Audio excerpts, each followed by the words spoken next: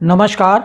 आज 10 मई 2023 जब मंगल मिथुन राशि से निकलकर कर्क राशि में प्रवेश करने जा रहे हैं, जो कि मंगल की नीच राशि है। इसमें आकर मंगल कमज़ोर हो जाते हैं, क्योंकि मंगल एक फायरी प्लैनेट है, अग्नि तत्व प्रधान ग्रह है और यह जल तत्व राशि में जाकर थोड़ा बेचैनी महसूस करता है।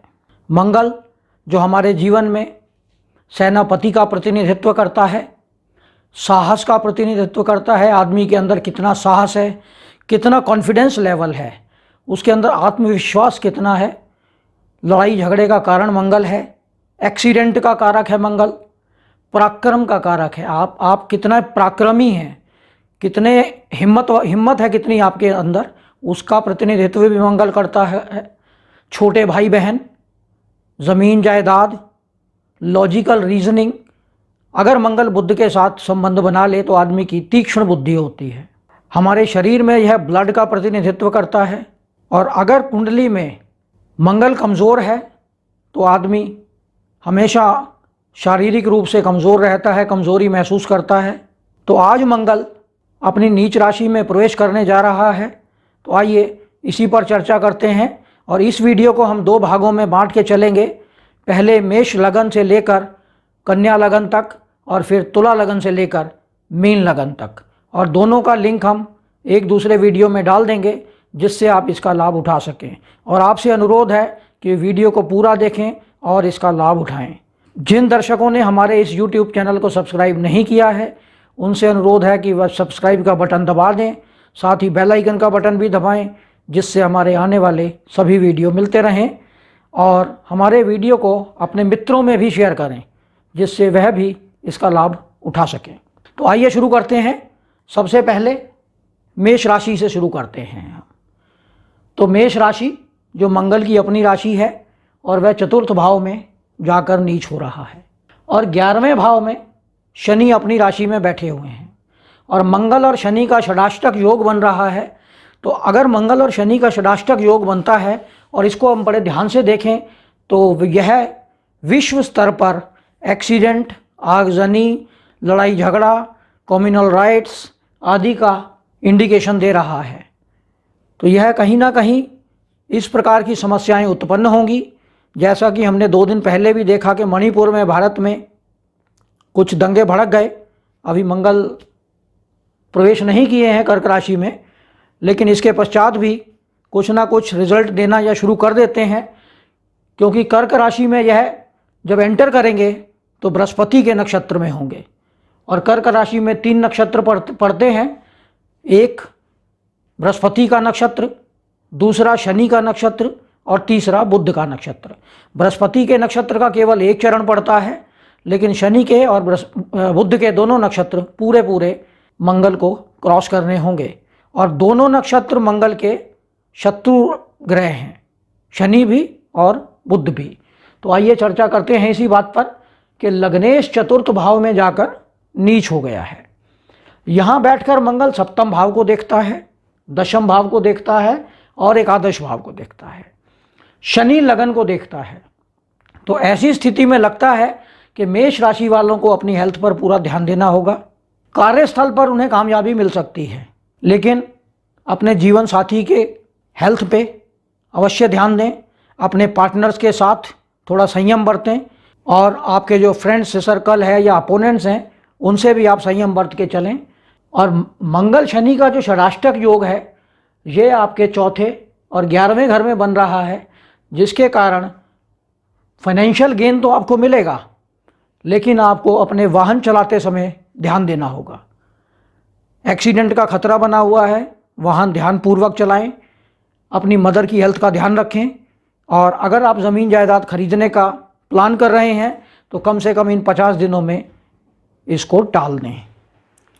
और मंगल का एक ही उपाय है, बजरंगबली के शरण में जाएं और बजरंग बाण का पाठ करें, और सुंदरकांड का पाठ बजरंगबली को सुनाएं, जिससे मंगल अनिष्टकारी प्रभाव से आपको बचा के रखेंगे। अब हम बात करते हैं वृष राशि की।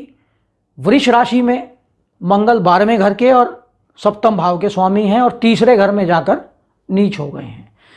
तीसरा घर जहाँ मंगल बैठे हैं, मंगल वैसे देखा जाए तो तीसरे घर में अच्छे रिजल्ट देते हैं, लेकिन छोटे भाई बहनों को कुछ परेशानी उत्पन्न कर सकते हैं। यहाँ पे आपका साहस बढ़ा सकते हैं, कॉन्फिडेंस लेवल बढ़ सकता है, लेकिन आपके पिता की हेल्थ में प्रॉब्लम आ सकती है। अगर उनकी कोई पुरानी बीमारी चल रही है तो वह थोड़ी सी बढ़ सकती है, उस पर अवश्य ध्यान दें। दशम भाव के स्वामी दशम भाव में बैठे हुए हैं तो आपको प्रोफेशनल लाइफ में अच्छा जंप मिल सकता है। मंगल छठे भाव को देख रहे हैं तो आपके शत्रुओं को, आपके ऋण को, इन सभी को समाप्त करेंगे। साथ ही आपकी बीमारियों को भी मंगल समाप्त करते हैं। भले ही मंगल नीच के हैं, लेकिन तृतीय भाव में बैठकर मंगल अच्छा फल देते हैं। और जहाँ मंगल की दृष्टि पड़ती है वहाँ पर अक्सर मंगल विच्छेदात्मक ग्रह हैं, तो वहाँ से उन चीज़ों को दूर हटा देते हैं। मंगल की दृष्टि के कारण आपको रोग, ऋण, शत्रु आदि का, और आपके भीतर साहस बढ़ेगा। कॉम्पिटिटिव, अगर आप कोई कंपटीशन देने का प्लान कर रहे हैं तो कंपटीशन में आप आगे बढ़ सकते हैं। शनि यहाँ बैठकर 12वें भाव को देखते हैं तो शनि आपके खर्चे में कमी लाएंगे, क्योंकि जहाँ जहाँ क्रूर ग्रहों का प्रभाव पड़ता है उस घर के कारकत्वों को ये दबा देते हैं। तो यहाँ पे आपके खर्चे में कमी आएगी। लेकिन शनि नवम भाव के स्वामी दशम भाव में बैठे हुए हैं तो वृष राशि वालों के लिए बहुत ही अच्छा समय चलेगा, क्योंकि यह लक्ष्मी नारायण योग बना हुआ है और इसको सप्तमेश भी देख रहा है, नवम भाव को भी और दशम भाव को भी। तो आपको अपने जीवन साथी के साथ या जीवन साथी के थ्रू कोई ना कोई बेनिफिट मिलेगा, उसके भाग्य से आपको अपने प्रोफेशन के अंदर जंप मिल सकता है। अब हम बात करते हैं मिथुन राशि की या मिथुन लगन की। तो मिथुन लगन के लिए मंगल 11वें भाव के स्वामी हैं और छठे भाव के स्वामी हैं। छठे भाव के स्वामी जाकर द्वितीय भाव में अस्त हो गए हैं और मंगल यहाँ बैठकर आपके अष्टम भाव को देखते हैं, आपके पंचम भाव को देखते हैं और आपके नवम भाव को देखते हैं। तो सबसे पहले हम पंचम भाव की बात करें तो पांचवा घर आपकी एजुकेशन, संतान आदि का विचार करते हैं। और द्वितीय भाव से हम कुटुंब, आपकी संपत्ति, जो आप अपना बचा के संपत्ति को जोड़ के रखते हैं वह संपत्ति, आपका कम्युनिकेशन, आपका बोलने का तरीका आदि का विचार करते हैं। तो मिथुन राशि वालों के लिए अपनी वाणी पर संयम रखना आवश्यक है और इसी वाणी के कारण वह अपनी कुटुंब में कुछ समस्या उत्पन्न कर सकते हैं। तो इस अपने वाणी में थोड़ा संयम बरतें और अपनी फैमिली के अंदर तालमेल बना कर रखें। यहाँ बैठे मंगल आपका जो इकट्ठा किया हुआ धन है वह खर्च हो सकता है, जिसके कारण आपको परेशानी झेलनी पड़ सकती है। 11वें भाव के स्वामी द्वितीय भाव में है, ये एक धन योग बनता है। मंगल अर्जित कराएंगे धन, लेकिन खर्चा भी कराएंगे। जितना कमाएंगे आप उतना खर्च भी हो जाएगा। और पंचम भाव को देखने के कारण जो बच्चे एजुकेशन में, कंपटीशन में या परीक्षा दे रहे हैं उनको अपने मन मुताबिक परिणाम प्राप्त नहीं होंगे, क्योंकि उनको पंचम में देखने के कारण उनका मन कहीं डगमगाएगा, मन नहीं करेगा पढ़ने का, जिसके कारण उनको मन चाहे परिणाम प्राप्त नहीं होंगे। मंगल की अष्टम पे दृष्टि है। अष्टम की दृष्टि के कारण जिन लोगों का विवाह हो चुका है उनके अपने ससुराल में संबंध बिगड़ सकते हैं।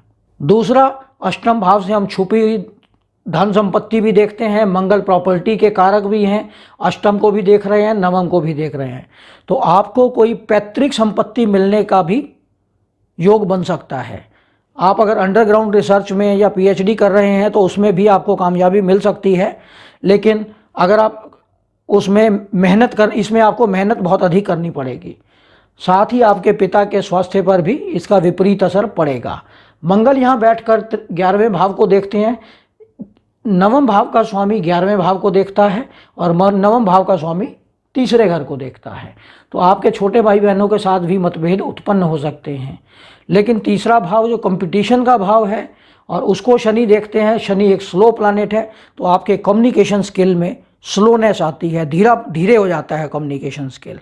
आप उस स्पीड से या उस कैपेबिलिटी के साथ अपने आइडियाज़ को एक्सप्रेस नहीं कर सकते, क्योंकि शनि एक स्लो प्लैनेट है और शनि चीज़ों को दबा के रखता है, धीरे चलाता है। अब हम बात करते हैं कर्क राशि की। कर्क राशि जिसमें मंगल बैठे हुए हैं। और दशमेश मंगल लगन में जाकर नीच हो गए हैं। और अगर आपकी राशि भी कर्क है और लगन भी कर्क है तो ये अधिक समस्या का कारण है, क्योंकि मंगल के नीच होने के कारण आपको अपने स्वास्थ्य पर ध्यान देना आवश्यक है। यहाँ बैठकर मंगल शनि के साथ अष्टम भाव में षडाष्टक योग बना रहे हैं। शनि अष्टम भाव में वैसे तो देखा जाए बहुत लंबी उम्र देते हैं, एज बढ़ा देते हैं आदमी की। यहाँ बैठे शनि छुपी हुई विद्या या आप तांत्रिक विद्या, इन चीज़ों में, या जो एग्रेसिव विद्याएं हैं जिसमें तंत्र साधना की जाती है उग्र रूप में, उसमें आपको सिद्धि प्राप्त हो सकती है। यहाँ बैठ के मंगल सप्तम भाव को देख रहे हैं तो आपके जीवन साथी के स्वास्थ्य में प्रॉब्लम आ सकती है। आपके जो बिजनेस पार्टनर्स हैं या आपके अपोनेंट्स हैं उनके साथ भी आपका तालमेल बिगड़ सकता है। चतुर्थ भाव को भी मंगल देख रहे हैं। मंगल प्रॉपर्टी के कारक हैं, तो यहाँ बैठे मंगल नीच राशि में मंगल हैं। अगर आप प्रॉपर्टी खरीदने का प्लान बना रहे हैं तो इसे 50 दिन के लिए आप टाल सकते हैं, तो बहुत अच्छा रहेगा, क्योंकि नीच के मंगल के समय में प्रॉपर्टी खरीदना फ़ायदेमंद नहीं रहता, जिसके कारण आपको नुकसान उठाना पड़ सकता है। मंगल यहाँ बैठकर एक्सीडेंट भी देते हैं। चतुर्थ भाव में हम एक्सीडेंट देखते हैं, क्योंकि मंगल का जहाँ भी दृष्टि पड़ती है वहाँ पर उग्रता आ जाती है। आप अपना वाहन थोड़ा ध्यानपूर्वक चलाएं, अपनी मदर की हेल्थ पर ध्यान दें। आपके घर में भी झगड़ा उत्पन्न हो सकता है। इन 50 दिनों के अंदर घर में सुख साधनों की कमी हो सकती है, तो इन चीज़ों का खास ध्यान दें। स्पेशली कर्क राशि वाले लोग, वृष राशि वाले या 2 नंबर की जो लगन या राशि है उनके लिए तो ये बहुत अच्छा समय है, लेकिन कर्क राशि वालों के लिए समय ठीक नहीं है। अब हम बात करते हैं सिंह राशि की। तो सिंह राशि में द्वादश भाव में बैठे मंगल छठे भाव को देख रहे हैं, आपके तृतीय भाव को देख रहे हैं और आपके सप्तम भाव को देख रहे हैं। सप्तम में बैठे हैं शनि भगवान। सप्तमेश का सप्तम में बैठना बहुत अच्छा योग है, जिसके कारण आपके जीवन साथी और आपके जो बिजनेस पार्टनर हैं, और यहाँ से हम अपना व्यवसाय भी देखते हैं, क्योंकि यह दशम से दशम भाव है, तो व्यवसाय में आपको पदोन्नति मिलेगी, आपके व्यवसाय में प्रोग्रेस होगी। अगर आप बिजनेस में हैं, आपके जो जीवन साथी है उसके साथ तालमेल अच्छा बनेगा, आपका बिजनेस पार्टनर्स के साथ तालमेल अच्छा बनेगा। लेकिन मंगल की दृष्टि के कारण कुछ समस्या उत्पन्न हो सकती है, तो उसको थोड़ा टेक्टफुली आप हैंडल करें। लेकिन आपको फ़ायदेमंद यह गोचर जाने वाला है 50 दिन के लिए। और यहाँ बैठकर मंगल तृतीय भाव को भी देख रहे हैं। तृतीय भाव को देखने के कारण आपके छोटे भाई बहनों को समस्या आ सकती है, लेकिन आपके कॉन्फिडेंस लेवल में इंक्रीज आएगा, कॉन्फिडेंस आपका बढ़ेगा। लेकिन छोटे भाई बहनों के साथ आपका तालमेल थोड़े समय के लिए बिगड़ सकता है, तो इससे आप थोड़ा सा सावधान रहें और अपनी वाणी पे कंट्रोल करके उनके साथ तालमेल बना कर रखें। अब हम बात करते हैं कन्या लगन की। तो कन्या लगन या कन्या राशि की अगर हम बात करें तो इसके लिए मंगल अष्टमेश है और तृतीयेश है, और यह जाकर आपके लाभ स्थान में, जहाँ से आपकी आय देखी जाती है, वहाँ पर नीच हो गया है। यहाँ बैठकर मंगल सबसे पहले चौथी दृष्टि से द्वितीय भाव को देखता है, 1, 2, 3 और 4। और द्वितीय भाव को देखने के कारण आपकी वाणी पे एग्रेसिवनेस आ जाती है, आप अपनी वाणी में उग्रता ले आते हैं, जिसके कारण आप अपने कुटुंब में प्रॉब्लम क्रिएट कर लेते हैं।